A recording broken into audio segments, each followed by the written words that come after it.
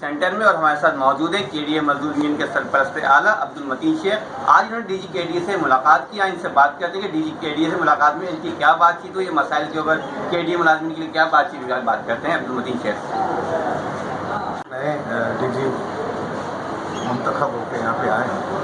ان کا نام جیسا کہ آپ کو پتہ ہے وہ نہایت ہی شریف انسان ہے اور مل کے ان سے خوشی ہوئی. ہماری تقریباً آدھے سے گھنٹے سے زیادہ کے ڈی اے کے مسائل پہ گفتگو ہوئی ہے. وہ تقریباً تمام ہی مسائل کا احاطہ کیا ہے, جس کے اندر سیلری, پینشن, جو نئے پروجیکٹ ہیں وہ, اور دوسرے جو لوگوں کے واجبات ہیں وہ. ہم سمجھتے ہیں کہ ان کے ساتھ بیٹھ کے ہم کے ڈی اے کو انشاءاللہ پھر دوبارہ کھڑے کریں گے. ہم ساتھ ساتھ جانے والے ڈاکٹر سیف الرحمان کی بھی خدمات کو بھول نہیں سکتے.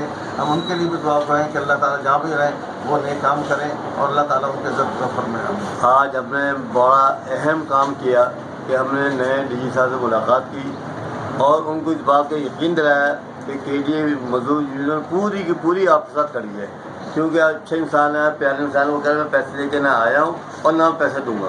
مجھے اچھے انسان چاہیے, مخلص انسان چاہیے. آپ بتائیں کون کون. متی صاحب نے کہا آپ رک جائیں, پہلی ہماری ملاقات ہے, انشاءاللہ آپ کو سب کچھ بتائیں گے. آپ کو اچھے لوگ دیں گے, اچھا انسان آئے گا تو ادارے کو سنبھال لے گا.